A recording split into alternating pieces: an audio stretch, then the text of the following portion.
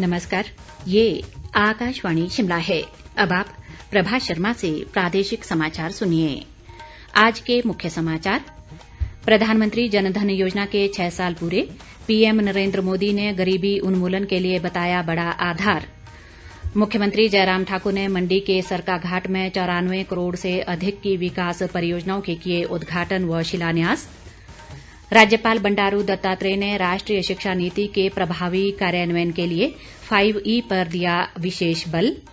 और कांग्रेस ने की कोरोना महामारी के चलते जेईई और नीट की परीक्षाएं स्थगित करने की मांग।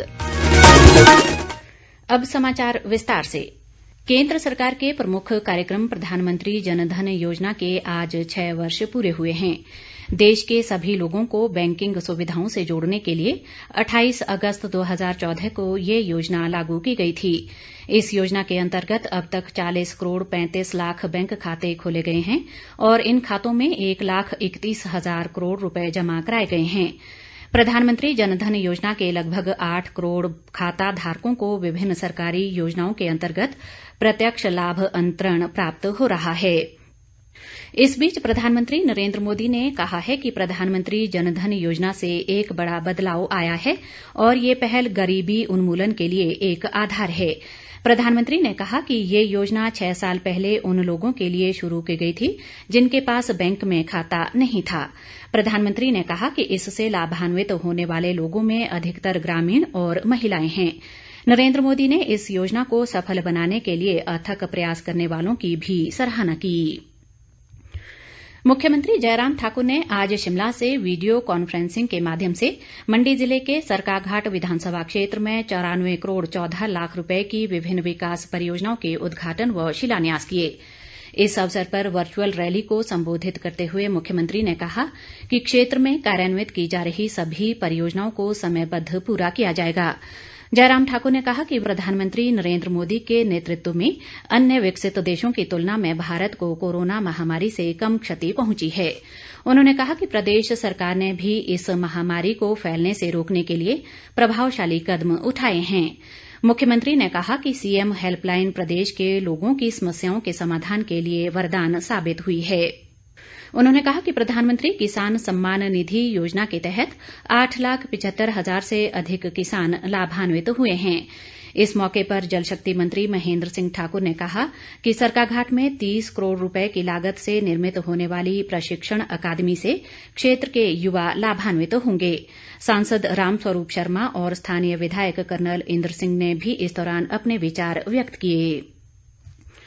जल शक्ति व बागवानी मंत्री महेंद्र सिंह ठाकुर ने आज सरकाघाट विधानसभा क्षेत्र में बीते 20 वर्षों से विभिन्न विभागों के पास पड़े अनखर्च धन का ब्यौरा लेने और विकास योजनाओं की समीक्षा के लिए एक बैठक की अध्यक्षता की। उन्होंने सभी विभागों के अधिकारियों को अनखर्च धन का सही ब्यौरा देने के निर्देश दिए ताकि इस धनराशि को अन्य विकास कार्यों के लिए बदला जा सके। उन्होंने कहा कि मुख्यमंत्री की पहल पर बनाई गई सब कमेटी ने प्रदेश भर में विभिन्न विभागों के साथ बैठकें की, जिसमें ये सामने आया कि पिछले 20 वर्षों में 15,000 करोड़ रुपए अनखर्च पड़े हैं। महेंद्र सिंह ठाकुर ने कहा कि कोरोना संकट काल में अनेकों लोग निजी क्षेत्र से नौकरी छोड़ प्रदेश में वापस आए हैं, जिन्हें स्वरोजगार के अवसर उपलब्ध करवाने के लिए सरकार प्रयासरत है। शहरी विकास व नगर नियोजन मंत्री सुरेश भारद्वाज ने शिमला शहर की खूबसूरती बढ़ाने और जंगलों को हरा भरा बनाए रखने के लिए पौधरोपण की आवश्यकता पर बल दिया है। वे आज समर हिल के टीचर कॉलोनी में विश्वविद्यालय के विभिन्न विभागों द्वारा आयोजित पौधरोपण कार्यक्रम में भाग लेने के बाद बोल रहे थे। उन्होंने वन विभाग को प्रदेश में रोपित पौधों को सूखने से बचाने के लिए उचित कदम उठाकर जीवंत दर बढ़ाने के लिए प्रयास करने को कहा, ताकि वन संपदा में बढ़ोतरी के साथ साथ प्रदेश को हरा भरा किया जा सके। इस मौके पर सुरेश भारद्वाज ने विश्वविद्यालय की विभिन्न मांगों को चरणबद्ध तरीके से पूरा करने का आश्वासन दिया। पौधरोपण कार्यक्रम में विश्वविद्यालय के कुलपति प्रोफेसर सिकंदर कुमार सहित अन्य अधिकारियों ने भी हिस्सा लिया। सामाजिक न्याय व अधिकारिता मंत्री सरवीण चौधरी ने अधिकारियों को शाहपुर विधानसभा क्षेत्र के अंतर्गत चल रहे विभिन्न विकास कार्यों को निश्चित समय अवधि में पूरा करने के निर्देश दिए ताकि आम लोगों को इसका लाभ मिल सके। वे आज शाहपुर में लोगों की समस्याएं सुन रहे थे।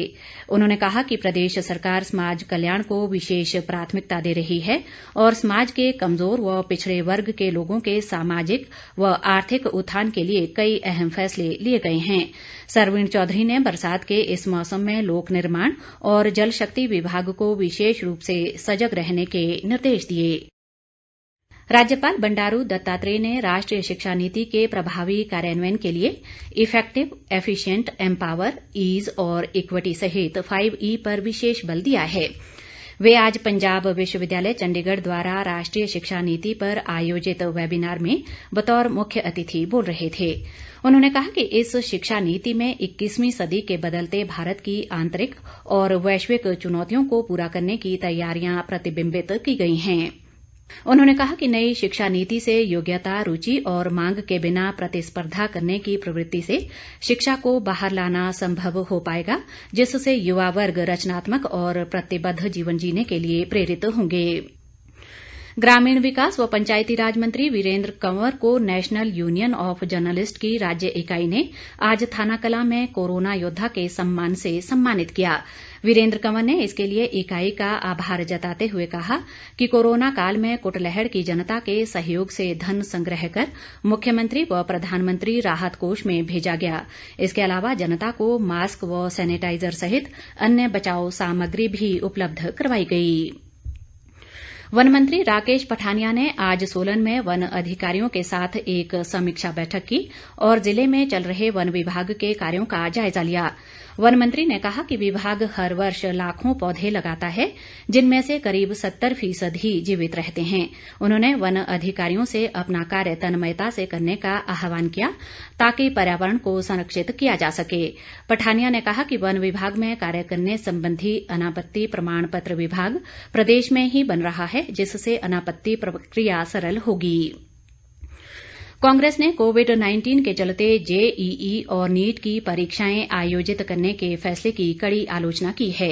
इस फैसले के विरोध में आज पार्टी के राष्ट्रीय आह्वान पर कांग्रेस के प्रदेशाध्यक्ष कुलदीप राठौर के नेतृत्व में पार्टी कार्यकर्ताओं ने चौड़ा मैदान स्थित महालेखा परीक्षक कार्यालय के समक्ष धरना प्रदर्शन किया और परीक्षाएं स्थगित करने की मांग की।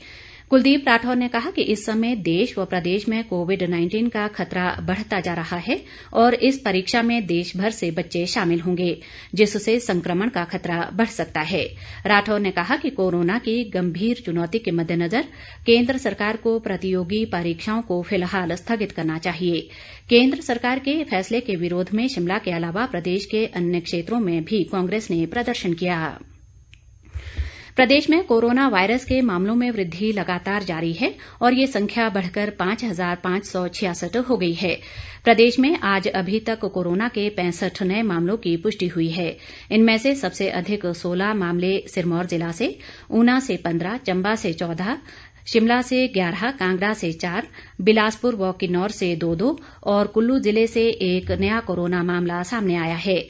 मौजूदा समय में प्रदेश में 1,473 कोरोना रोगी उपचाराधीन हैं, जबकि 4,018 मरीज उपचार के बाद स्वस्थ भी हो चुके हैं। कोरोना संक्रमण से मरने वालों का आंकड़ा 31 तक पहुंच गया है। प्रदेश में आज मॉनसून की सक्रियता से वर्षा का दौर जारी रहा। राजधानी शिमला सहित अनेक स्थानों में झमाझम बारिश हुई। इस बीच शिमला जिले में कुमारसैन तहसील की कोटीघाट पंचायत में निर्माणाधीन कोटीघाट डकोलू सड़क में हुए भूस्खलन से स्थानीय लोगों की कई बीघा जमीन क्षतिग्रस्त हो गई। वहीं घरों को भी खतरा पैदा हो गया है। मौसम विभाग ने आगामी 3 सितंबर तक मौसम खराब रहने की संभावना जताई है और 1 सितंबर को भारी वर्षा की चेतावनी जारी की है। शिमला के स्कैंडल पॉइंट स्थित सूचना केंद्र व वाचनालय को आम लोगों की सुविधा के लिए रिज स्थित राज्य पुस्तकालय की धरातल मंजिल में स्थानांतरित किया गया है। अंत में मुख्य समाचार एक बार फिर। प्रधानमंत्री जन धन योजना के 6 साल पूरे। पीएम नरेंद्र मोदी ने गरीबी उन्मूलन के लिए बताया बड़ा आधार। मुख्यमंत्री जयराम ठाकुर ने मंडी के सरकाघाट में 94 करोड़ से अधिक की विकास परियोजनाओं के किए उद्घाटन व शिलान्यास। राज्यपाल बंडारू दत्तात्रेय ने राष्ट्रीय शिक्षा नीति के प्रभावी कार्यान्वयन के लिए 5E पर दिया विशेष बल और कांग्रेस ने की कोरोना महामारी के चलते जेईई और नीट की परीक्षाएं स्थगित करने की मांग। इसके साथ ही ये समाचार बुलेटिन समाप्त हुआ। नमस्कार।